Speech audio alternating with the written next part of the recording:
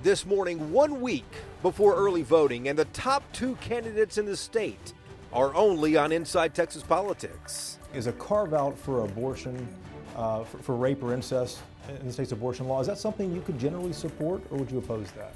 Well, the goal, Jason, is to protect the lives of both the mother and the baby. Governor Greg Abbott making time for us during a visit to Dallas. Is the Biden administration doing enough right now to protect that border? No, nobody is. Beto O'Rourke inviting us to his home in El Paso. Abortion, the border, business, and the Texas miracle, plus property taxes and accountability in Uvalde.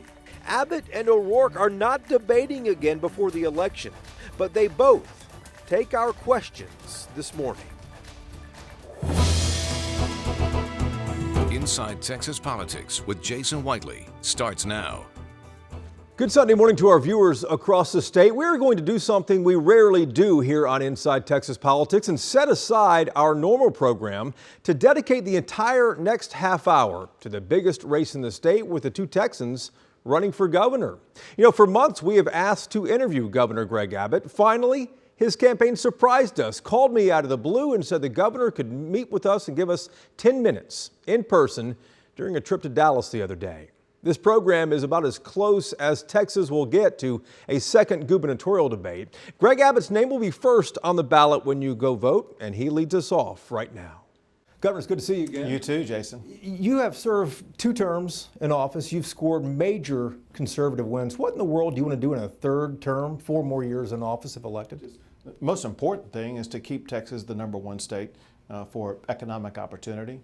We also want to keep Texas advancing educationally. Remember this important fact. When I first became governor, I was shocked to learn that other states were leading Texas as it concerned Tier 1 research universities. I promised to double that, and now Texas has more Tier 1 research universities than any other state in the United States. Same thing applies to our K-12 schools, and that is today Texas has more blue ribbon K-12 schools than any other state in the United States. So we want to continue advancing educationally, economically, but also with individual liberties to make sure that the freedoms that Texans have always enjoyed, which candidly are different than the way they are in some other states, that those freedoms are going to be protected. Governor, let me ask you about abortion. Speaking of which, since many women say it's freedoms as well too. Republican State Senator Bob Nichols announced late last month, which I'm sure you saw, that he will support an exception under the state's abortion law for rape. If the legislature passed that, is that something you would sign into law? Well, listen, we'll see. That there's going to be a lot of different proposals that will come up over the course of the upcoming session. And I'm going to tell you what I'm going to focus on, and that is, one, making sure that nothing that Beto supports, like abortion to the very last second before a child is born, would be allowed. Even denying health care to a child who survives an abortion. But second, something that really does need to be done, and that is clarify what it means to protect the life of the mother. There have been some comments and even maybe some actions by some doctors that are not taking care of women who have an ectopic pregnancy or who have a miscarriage, and that is wrong because neither of those two are abortions. But that said, I've even seen some other situations that some women are going through where they're not getting the health care they need to protect their life. Jason, the point is this. Our goal is to make sure we protect the lives of both the mother and the baby. And there's been too many allegations that have been made about ways in which the lives of the mother are not being protected. And so that must be clarified. But just generally speaking, is a carve-out for abortion, for rape or incest in the state's abortion law, is that something you could generally support, or would you oppose that? Well, the goal, Jason, is to protect the lives of both the mother and the baby. Even for rape or incest? Well, again, we want to see if there are ways that we can make sure that the lives of both the mother and the baby can be protected. That's our focus.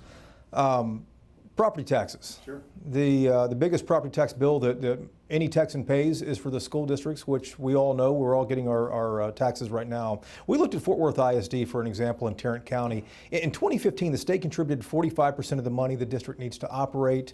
In 2020, the state gave 30%. These are the district's numbers. And then this school year, the state contribution is 27%. The less the state pays, Governor, you know, that means the more that property owners pay and renters pay. I'm curious why this has dropped so much under your watch over the last 8 years. Yeah. The reality, and I'd like to dig into those numbers because I can tell you the reality, and that is when you look at what we did in 2019 that we followed up with in 2021, we provided well over $10 billion in additional funding for schools across the state. I can tell you this, no governor's provided more funding for education than I have. No governor's provided more funding for teacher pay raises than I have. And importantly, per pupil funding is at an all-time high right now. And when you go back and look at the funding that we provided in those last two sessions, we did it intentionally to buy down the property tax rates of the school districts. And if you look at most school districts across the state of Texas, those property tax rates on average are at least 10% lower than they were before 2019. Then on top of that, what I'm talking about with my property tax reduction by using at least $13.5 billion that have been generated because of our economic success in the state. Next year's surplus. Yeah, surplus. To use that to further buy down those property tax rates. Do you see it ever getting back to parity where the state contributes half and local property owners contribute the other half? Because it's been out of whack for a while. To be clear, my goal is to eliminate the maintenance and operation component of the school district property tax. And so what I want to do, we already have a property tax reduction fund that exists in the state of Texas. Anytime we have any session where we have any surplus, I want to continue to put money into that fund to reduce property taxes on an ongoing basis until that maintenance and operation component of school property taxes is completely eliminated. How long will that take? Well, when we have surpluses like we have this year, it won't take very long. Let's talk about accountability after Uvalde. You know, Governor, 91 state troopers were there on the scene that day in May. More than a half dozen are under investigation, as you stated multiple times. The DPS director, Steve McCraw, said he wishes the state took more control that day at Robb Elementary. Is Steve McCraw's position safe under your watch? What he wanted to see is the standard that applies in the state of Texas. It's called the Columbine Protocol, and what that means is that if what happened in Uvalde happens, you're supposed to run immediately toward the shooter and take the shooter out.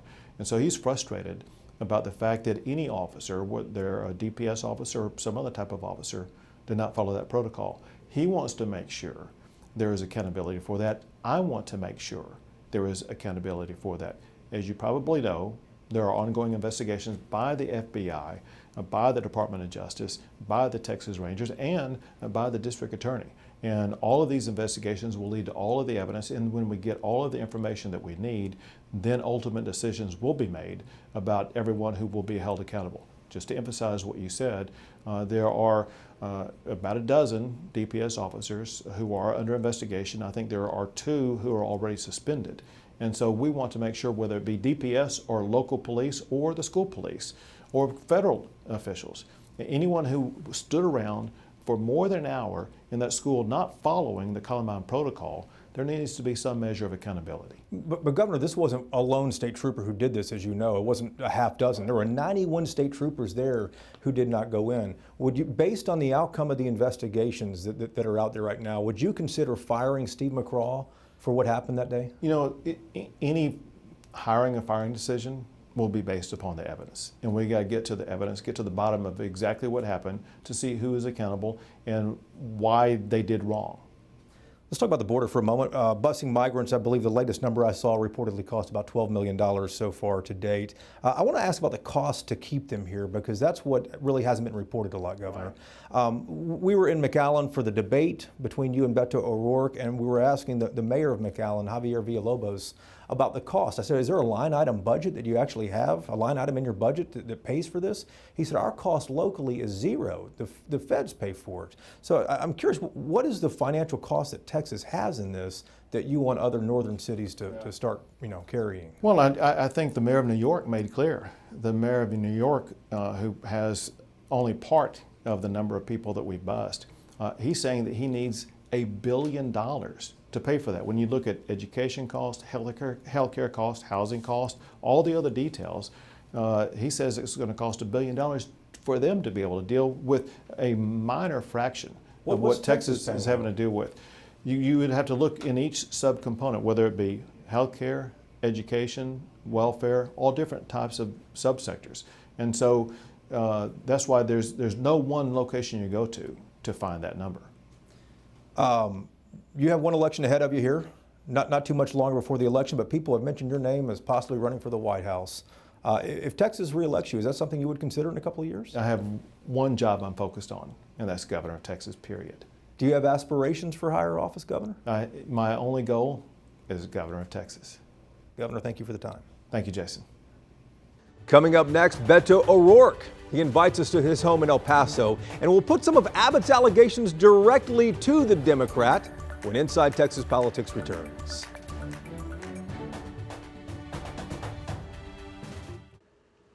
Welcome back to Inside Texas Politics. 23 days now until the election. Greg Abbott leads Beto O'Rourke in the race for governor, but this one remains competitive. No one is saying it is over yet. After we interviewed Governor Abbott a few moments ago there, we reached out to O'Rourke's campaign, offering equal time. The Democratic nominee accepted our invitation, and he invited us to his home in El Paso for a 15-minute interview just before he leaves there for a final campaign push across Texas. Thanks for having us out to your home. What should I call you now? Congressman, Mr. O'Rourke, Beto is on your signs. What do you prefer? Beto is great. Beto works. Beto, this feels a lot like 2018. You have the momentum. The fundraising numbers recently were strong. You outraised Governor Abbott. Polls show it's a single-digit race. What concerns you most going into the final weeks of this campaign? I feel really good. We've successfully made the case that Abbott has had 8 years, and for whatever reason, he hasn't been able to get the job done on reducing property taxes or improving teacher pay at our schools or fixing the grid or reducing gun violence, where we now lead the nation in a number of mass shootings in our schools. And I don't think he intends for these things to happen, but he's just been unable or unwilling to make the decisions necessary to change them. And people in Texas now want to vote for change and something better. We got a plane passing us here, just in case our viewers can hear that. The suburbs, Fort Bend County outside Houston, Collin County outside Dallas, Williamson outside Austin. We saw some reporting the other day that you are ahead in those counties and that Governor Abbott, the incumbent, is behind there. Are there any counties that you have to win that you did not win in 2018 that you have to win next month? Well, we certainly have to do better. As well as we did in 2018, we still came up 2.6% down to Ted Cruz at the end of the night. So, some people in Dallas may say, well, this is a blue county, and it may not matter if I vote because Beto's going to win it anyhow. Those folks need to remember that their votes travel all the way up to the very top of the ticket, no matter where they're cast from. Same is true from more rural or suburban counties like Denton and Collin. Those suburbs, while in play, are so important, not just to win the county, but to win the state. If we see the turnout that we expect, given what we're seeing at our rallies and our events, the number of people who've donated, the tens of thousands of people who are volunteering, I am confident that we are going to win. And the base that we built in 2018, when I became the first Democrat to win Tarrant County, for example, going back to 1994, we add to that in this election with people who want change, want something better, want these divisions bridged, and Texans coming together to do great things again. Let's talk about abortion for a moment. Republicans say that you support abortion up until the time of birth. Is that the case? It's not the case, but it is part and parcel of Greg Abbott's strategy to try to scare people about his opponent because he doesn't have much of a track record to stand on. My position on reproductive health care freedom, which is that every woman should be able to make her own decision about her own body, her own future, her own health care, that is supported by the vast majority of our fellow Texans, including Republicans in this state. And the standard that I want to make sure that we return to is Roe versus Wade, a standard that stood the test of time for nearly 50 years and was originally won by Texas women, including Linda Coffey, one of the attorneys for Jane Roe, who still lives in Dallas, Texas today. You said the other day, though, in Lubbock, I believe, that you'd be open to consensus, reaching a compromise with Texas Republicans if you're elected. Is there an abortion law or restriction that you would tolerate? Well, I remind us that we are starting at a total abortion ban, the most extreme in America, that Greg Abbott signed into law last year that begins at conception with no exception for rape or incest. So there is a lot of room to improve. And I'm reminded of the fact that 78% of Republicans in the state of Texas disagree with this total abortion ban.